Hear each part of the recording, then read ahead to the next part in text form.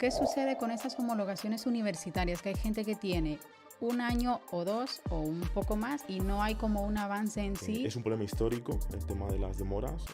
Hay muchos profesionales que lamentablemente no pueden acceder al mercado laboral. Expulsiones. Quiero hacer una llamada a la calma. El simple estatus de no tener un permiso de residencia o un visado válido de turismo no implica que automáticamente se pueda iniciar un proceso de expulsión. Salidas y entradas en España. Uno de los requisitos básicos es que esa persona no haya salido de España más de 90 días consecutivos.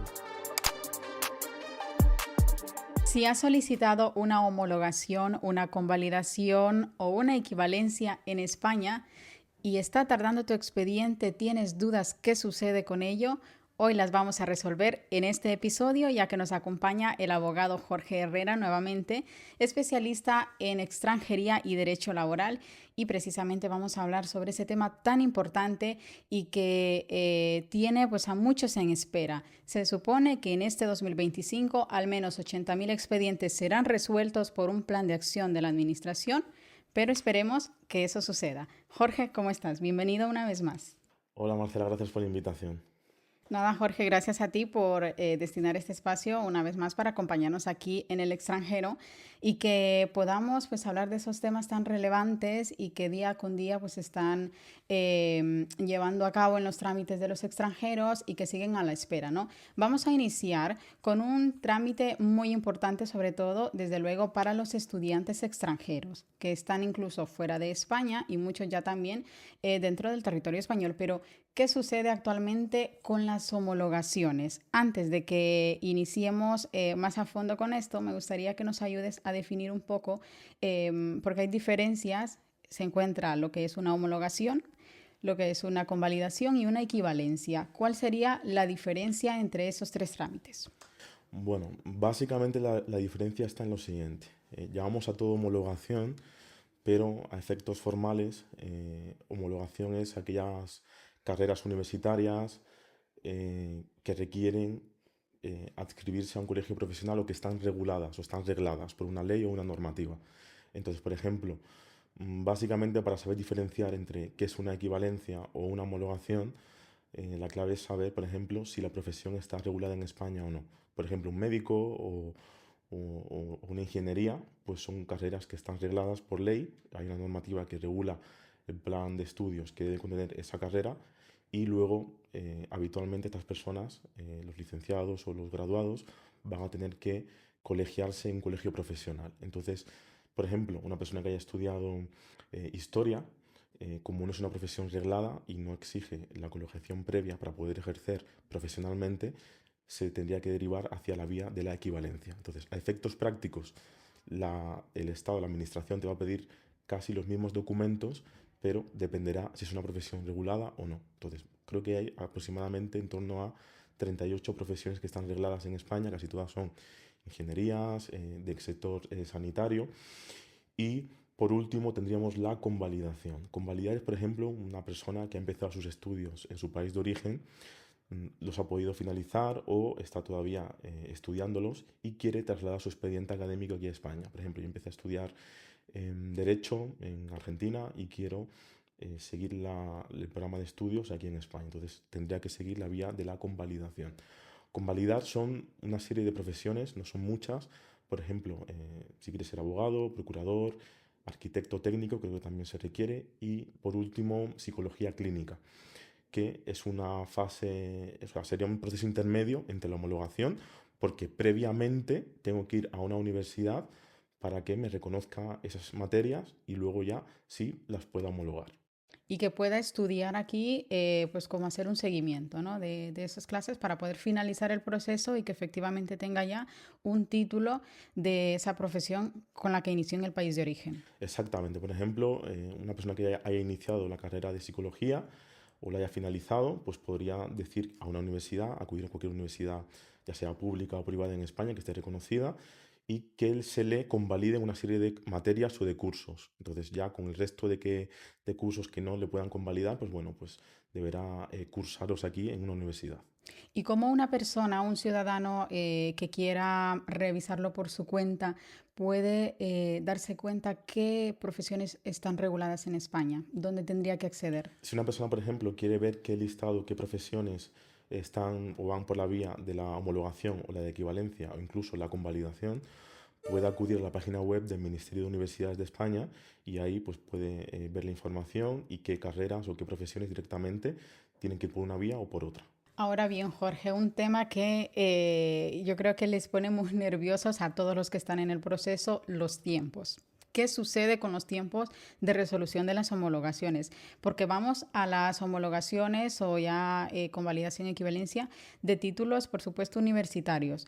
Porque es verdad que los procesos de homologación de un bachillerato, de secundaria incluso, son bastante rápidos. O sea, hay expedientes que incluso en menos de un mes se han resuelto, 2, 3 meses, pero es como ese margen, ¿no? De 6 meses como mucho. Pero ¿qué sucede con esas homologaciones universitarias? Que hay gente que tiene 1 año o 2 o un poco más en espera de tener una respuesta y no hay como un avance en sí, tampoco en las revisiones. ¿Qué sucede con los tiempos de las homologaciones? ¿Por qué se tarda tanto? Bueno, básicamente se demora tanto porque no hay personal, o eso es lo que dice la administración, que no hay suficientes funcionarios que puedan llevar a cabo este proceso. Son trámites un poco complejos porque es verdad que exigen que la administración compruebe que efectivamente esas materias han sido cursadas, que son documentos legítimos, que son válidos. Y si bien es cierto que se intenta simplificar el proceso con diversos acuerdos entre las universidades extranjeras con las españolas para que se pueda acceder y revisar de una manera casi automática, pues siempre exige que, en este caso la NECA, que es la entidad que se encarga de revisar y ver si cuando se comparan dos planes de estudio son similares o bastante parejos en cuanto al mínimo que exige la ley de aquí, pues bueno, es difícil por ese motivo. Entonces, es un problema histórico el tema de las demoras. Hay muchos profesionales que lamentablemente no pueden acceder al mercado laboral y a profesiones cualificadas por el tema este, ¿no? Que no pueden homologar sus diplomas o sus estudios de sus países de origen, pues bueno, se tienen que enfrentar a las demoras de la administración. Y bueno, pues decirles a esas personas de que si no ven en un tiempo aproximado ahora mismo está demorándose en torno a 1 año, 2 años de espera, hay una vía intermedia que puede ser demandar a la administración. Es un recurso que suena así un poco agresivo, ¿no? Pero cuando hay una inactividad manifiesta de la administración, cuando sabe que en un periodo de 1 año debería resolver ese proceso, pues puede ser una vía acudir a un tribunal para que un juez valide que el proceso ha sido obtenido de manera correcta. Que es probable que sí funcione. Ya se había como una alerta de hay una queja y Es una una denuncia vía y un tanto expedita y un poco agresiva, entre comillas, pero bueno, muchas veces no queda otra solución. totalmente. Bueno, de hecho, hay algunas soluciones gubernamentales posibles que se han mencionado para este nuevo año 2025 que te las menciono. Uso de tecnologías avanzadas, reforma del sistema de homologación de títulos y plan de simplificación administrativa. Con la primera, el gobierno introduce tecnologías en las que supone que para este 2025 se esperan resolver hasta 80.000 expedientes que están ahí con un gran atasco, desde luego. ¿Crees que realmente estas nuevas opciones que puedan tener en cuenta van a ser efectivas? Bueno, hay muchas expectativas, hay muchas esperanzas en que esto funcione y fructifique en algo positivo y efectivamente pues entiendo que sí que es posible. Ya existe, por ejemplo, en la administración electrónica que lleva existiendo en España específicamente desde el año 2015, ¿no? Con la nueva ley de procedimiento administrativo común y, y hay ciertas administraciones en el cual las nuevas tecnologías de la información y por ejemplo, la inteligencia artificial se está aplicando ya. Por ejemplo, en la agencia tributaria, ahora mismo muchos de los expedientes y los procedimientos administrativos ya se hacen con la aplicación de la inteligencia artificial. Entonces, quizás esto está todavía en pañales, no sabemos cuándo se va a desarrollar de manera plena y efectiva, pero entiendo que ese es el futuro. ¿Y será efectiva esa respuesta de entre un robot y un ser humano? Bueno, en principio yo entiendo que algo así como es la revisión de documentos, puede que sí, y sobre todo cuantos más convenios existan entre la administración pública que se encargue de este tipo de procesos, como es el Ministerio de Universidades, con países extranjeros, especialmente países de América Latina, en el cual el idioma es el mismo y ciertos planes de estudio pues son bastante similares, pues puede ser bastante simple y rápido y efectivo. En conclusión, Esperamos que estas tecnologías y bueno, y las soluciones que está buscando el gobierno, ojalá que sí que pueda servir, desde luego, para poder pues sacar todos esos expedientes pendientes que están desde hace años y que los que vayan llegando próximamente pues también tengan una respuesta muy ágil, porque al final la gente es verdad que si necesitan tener en cuenta esto para poder estudiar en España o para luego aplicar a un trabajo, ya eso te detiene en muchas situaciones en tu vida profesional y personal, desde luego. Sí, efectivamente, es un problema que estamos teniendo ahora mismo y también incluso muchas personas que ya han pasado el proceso de homologación y quieren ejercer su profesión en otro país miembro de la Unión Europea, porque este es un tema interesante. Muchas personas que estudian medicina, por ejemplo, un médico que estudia en Perú, medicina, homologa aquí su carrera de medicina en España y luego quiere ejercer en Italia.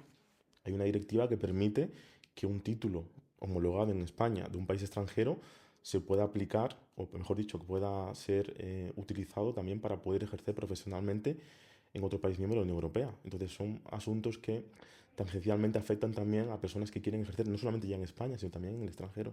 Claro, y otro también, otro dato importante es que la gente sepa que no necesariamente tienen que residir en España para poder tramitar estas homologaciones, ¿no? Hay muchos que están en sus países de origen y ya están comenzando a hacer la gestión aquí. Yo lo recomiendo a todo el mundo que tenga la intención o bien de, por ejemplo, estudiar aquí una formación profesional, que ya pueda empezar a iniciar desde su país de origen el proceso de homologar el título de secundaria obligatoria, el bachillerato.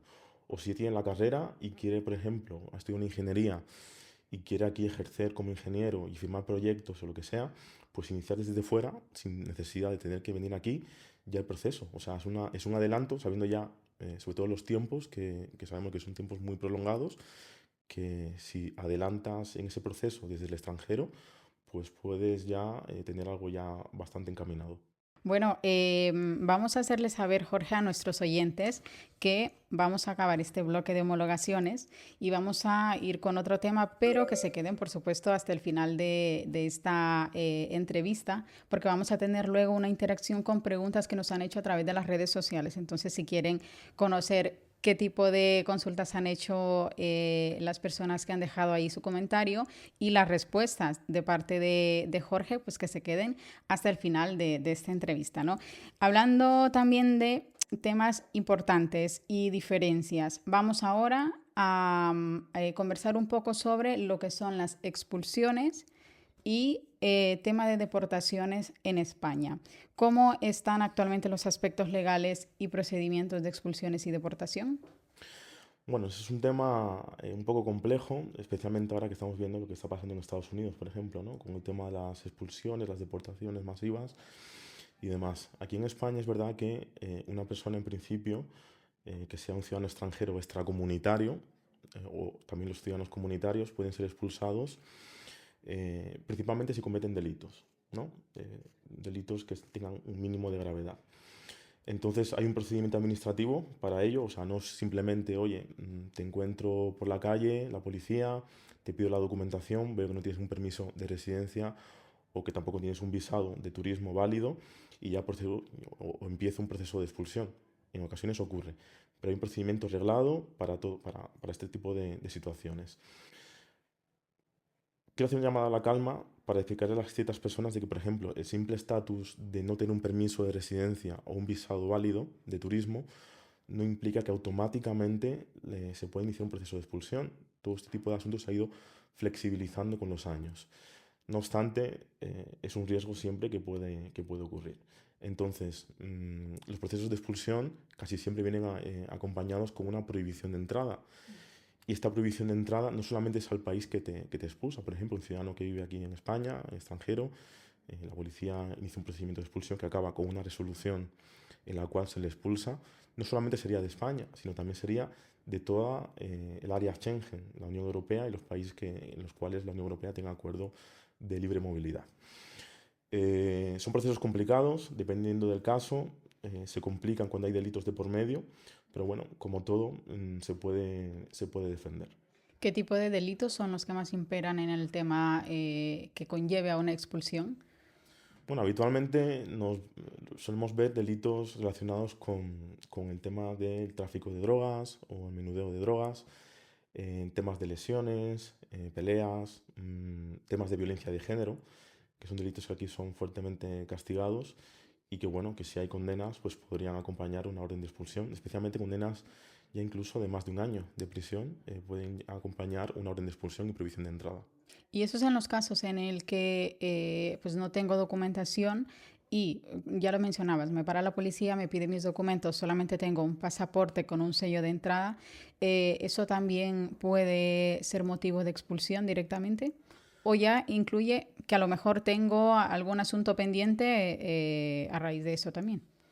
Sí, el asunto suele ser el siguiente, que muchas veces ciertas personas tienen o bien antecedentes policiales, o sea, por un tema que se está investigando todavía y que eso puede ser motivo para que la policía inicie un procedimiento de expulsión, o bien que ya haya una condena penal porque ya un juez o un tribunal ya ha dictado una sentencia firme con una condena de prisión o una pena de multa. Entonces, en este tipo de casos, pues bueno, hay que valorar, hay que ponderar, hay que calibrar un poco la gravedad de esa sanción para iniciar un procedimiento de expulsión. Aquellas personas que simplemente están en España que no tienen permiso de residencia, eh, ahora mismo nuestro Tribunal Supremo ha ido diciendo lo siguiente, que no es un motivo suficiente el simple hecho de no tener un permiso de residencia en España. Tiene que ser un tema más agravado, tiene que haber un plus de gravedad para que se pueda incoar un procedimiento de expulsión.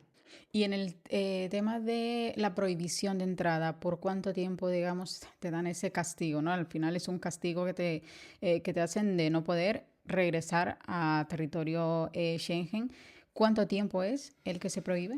Bueno, la ley dice que puede ser de 3 años hasta 10 años. Entonces, habitualmente las resoluciones que solemos ver suelen poner un tiempo de 5 años. Es un problema grave porque si hay una prohibición de entrada que ya se ha ejecutado esa orden de expulsión, es muy difícil de levantar. Por ejemplo, una persona que está aquí en España o está en Francia y las autoridades francesas le ponen una prohibición de entrada, implica la expulsión. Para poder entrar, tiene que cumplirse ese tiempo. Y ese tiempo no empieza a contar desde que la persona efectivamente se ha marchado de la zona Schengen. No empieza a contar hasta ese momento. Entonces, es un problema grave porque si no se procede a esa expulsión o ese abandono voluntario de la zona Schengen, el tiempo no empieza a contar. ¿Y se puede recurrir en este caso a una orden de expulsión? Siempre. Todas las órdenes de expulsión se pueden recurrir, ya sea en vía administrativa. Es verdad que son plazos muy reducidos, suele ser de un mes en vía administrativa. Luego, si no quieres recurrir en vía administrativa y directamente ir a un tribunal, son 2 meses. Y bueno, pues aquí dependerá pues muchas veces de los tiempos de los tribunales, cuánto pueden demorar en dar un juicio, una vista judicial para poder defender tus derechos, pero bueno, siempre hay dos posibilidades, en vía administrativa, vía judicial, y si incluso en vía judicial no te estiman la demanda, no es favorable para tus intereses, se puede recurrir. Mm. Y en el caso de las deportaciones, ¿qué diferencias podemos identificar entre expulsión y deportación? La deportación en sí es el proceso de ejecutar la orden de expulsión. Es decir, si por ejemplo hay una resolución de una oficina de extranjería que dice que una persona tiene que ser expulsada de España y que conlleva una orden de expulsión de 5 años, pues el proceso suele ser el siguiente. La persona se la envía a un CIE, que es un centro de internamiento de ciudadanos extranjeros. Más o menos la administración tiene un plazo de 6 meses para poder ejecutar esa orden de expulsión. El CIE no es una prisión, pero casi, ¿no? Es un lugar que es cierto que no es una prisión porque no hay una condena penal, pero sí es un centro de internamiento que muchas veces hemos visto todo tipo de noticias en lo que ocurre en los CIEs, ¿no?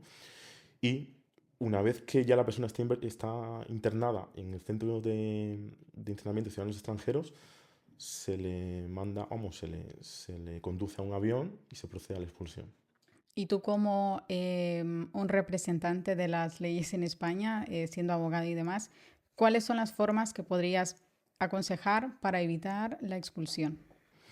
Bueno, la primera medida que yo intentaría aconsejar a las personas es que intenten asesorarse previamente antes de venir a España, porque existen muchos métodos y muchas formas para venir legalmente a España. Aquellos que estén aquí, que intenten, si están en este tipo de situación, en una orden de expulsión, iniciar algún tipo de procedimiento de arraigo. Los arraigos sociales, laborales, familiares, están funcionando muy bien porque si hay una orden de expulsión y una persona cumple con los requisitos para poder regularizarse, esa orden de expulsión que está todavía ahí pendiente y no se ha ejecutado todavía, puede finalizar, se puede archivar. Entonces, imaginemos el caso de que la persona ya está enfrentando ese tipo de proceso de expulsión, que ya lleva el tiempo mínimo aquí suficiente o cumple con los requisitos para pedir algún tipo de arraigo y poder regularizarse. Entonces, si los cumple y lo presenta, esa orden de expulsión quedaría archivada automáticamente. Y en el caso de el tema de cuando tienen familia, bueno, que hablamos un poco de recurrir y demás, puede tener mucho peso el hecho de que alguien está con una orden de expulsión, pero tiene familia y se puede demostrar. Eso es una razón también para poder solicitar que no se expulse. Bueno, sí, es determinante, por ejemplo, el hecho de que una persona tenga familia aquí, lleve un tiempo viviendo en España, haya trabajado, tenga una edad elevada, que no tenga arraigo con su país de origen porque haya llevado demasiado tiempo viviendo en España y ya no haya regresado a su país o haya perdido esos nexos familiares que tenga con esas personas de su país de origen.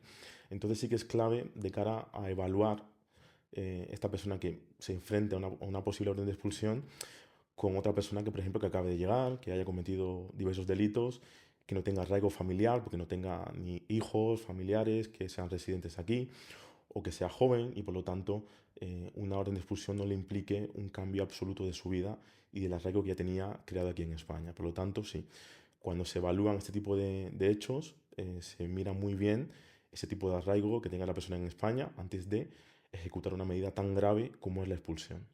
Bueno, definitivamente hay maneras y opciones también, Jorge, para pues recurrir, ¿no? A esa, pero que pongan mucha atención a tus consejos y que no se llegue a la opción de que te tengan que expulsar, desde luego.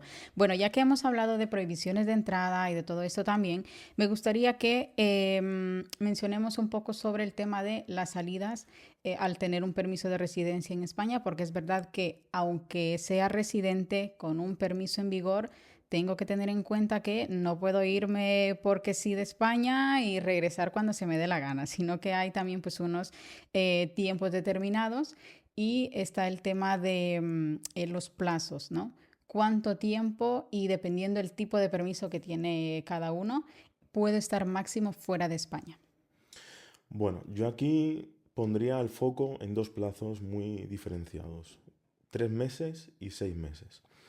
Principalmente por lo siguiente, porque entiendo que todo residente en España llegará un momento en el que querrá tener la nacionalidad. Entonces, si es una persona, por ejemplo, de un país latinoamericano, en el cual podrá adquirir la nacionalidad española o presentarla después de los 2 años que lleve con permiso de residencia, uno de los requisitos básicos es que esa persona no haya salido de España más de 90 días consecutivos, es decir, 3 meses, en los últimos 2 años previos a la fecha de presentar la solicitud de la nacionalidad española. Entonces, yo tendría esa fecha muy en mente, o mejor dicho, no superar esos 3 meses si eres de un país latinoamericano con el cual España tenga un tipo de convenio de doble nacionalidad y que lo tengas muy presente de cara a pedir esa nacionalidad. Luego, otras personas que vienen de países que no, que requieren más tiempo para pedir la nacionalidad, que suelen ser 10 años, por ejemplo, de Marruecos o cualquier otro país que en España no tenga algún tipo de acuerdo, pues necesitan 10 años de estar aquí en España y no haber estado más de 6 meses consecutivos fuera de España.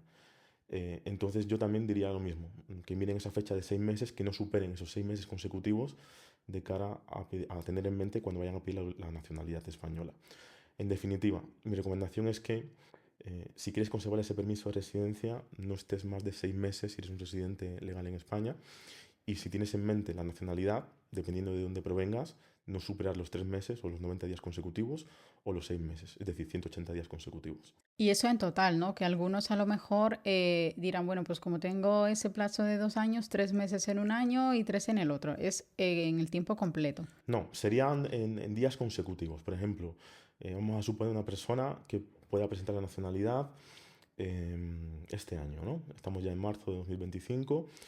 Tendríamos que mirar, por ejemplo, una persona que venga de Honduras, ya tenga 2 años de residencia, pues tendría que mirar los 2 años previos, es decir, desde 2023 desde marzo de 2023 hasta marzo de 2025, tiene que ver que no haya estado 90 días consecutivos, seguidos. Por ejemplo, si yo salí el 1 de enero de 2024 y regreso el 25 de marzo de 2024, como no he estado 90 días consecutivos, pues no hay ningún tipo de problema. Vuelvo a entrar, me sellan mi pasaporte, incluso podría volver a salir. Entonces la clave es que no se superen de manera corrida, de manera continuada, esos 90 días. Pero hay casos también, Jorge, excepcionales, ¿no? En el que se puede pedir un tipo de permiso para viajar fuera de España, desde luego por temas de salud, que se puedan justificar. ¿Cuáles serían específicamente esas excepcionalidades? Bueno, de cara, por ejemplo, había que diferenciar si es para un tema de un permiso de residencia o un tema de nacionalidad. Si es para un tema de un permiso de residencia, es verdad que por un hecho excepcional o sobrevenido, una persona pues, tiene una enfermedad, tiene que eh, acudir a un centro hospitalario, estar ahí internado por un tiempo determinado, pues bueno, ahí se puede explicar siempre y cuando haya pruebas precisas y constables en un documento cuando vaya a renovar para que no haya problemas. En el caso de la nacionalidad, también podría aportarse prueba, por ejemplo, una persona que estudia en una carrera universitaria, se hace un plan de estudios que implica moverse a otro país y está un curso académico entero fuera de España. Entonces, por el motivo justificado de que tiene que estudiar, pues podría también alegarse de que como no ha estado, o mejor dicho, como ha estado más de 90 días consecutivos fuera, pues ya sería una causa casi automática para poder delegar la nacionalidad. Entonces, si se explica bien las causas y los motivos que están bien justificados, pues no habría problemas. Pero el común de las personas que no suelen tener ese tipo de asuntos, que lo tengan muy presentes, esas fechas de los 2 años y los 10 años, según sean residentes de latinoamericanos o de países que no son, que no tengan convenio con España. Muy bien, pues tenemos algunas preguntas que nos han dejado a través de las redes sociales y me gustaría que contigo podamos resolver esas dudas.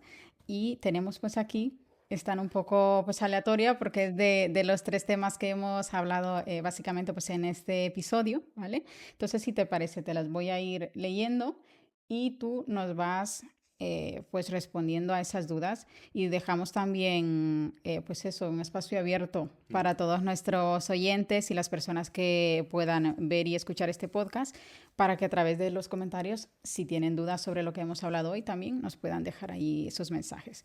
Nos dice Milenita: hola, estuve 5 meses y quiero volver a ingresar a España. ¿Lo puedo hacer o ya no? ¿Qué me recomienda?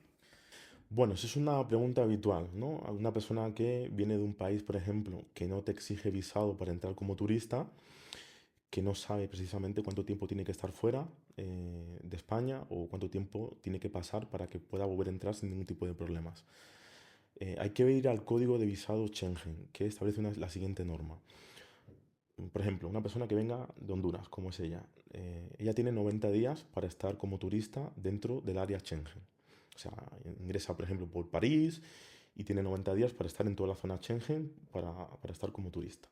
Vamos a suponer de que ella entró el 1 de enero y tendría en principio hasta el 31 de marzo para estar en la zona Schengen. Después, o bien abandona la zona Schengen, porque ya se cumpliría el plazo de los 90 días, o en principio, si no ha hecho ningún tipo de procedimiento o un permiso de residencia, se quedaría de manera irregular. Entonces, si se agota este plazo, lo recomendable es retornar y volver a ingresar después de otros 90 días, después de otros 3 meses. Y eso ya automáticamente es como que se recargan las pilas, como que automáticamente esos 90 días vuelven a reactivarse para poder entrar. Pues muchas gracias, Jorge.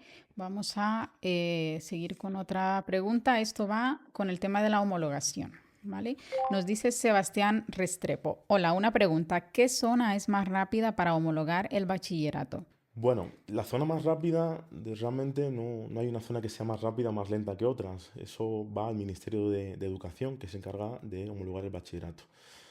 Nosotros, por ejemplo, dependiendo del lugar donde esté la persona, siempre recomendamos iniciar el proceso de manera online, de manera telemática, porque existe la posibilidad de iniciar el procedimiento de manera digital.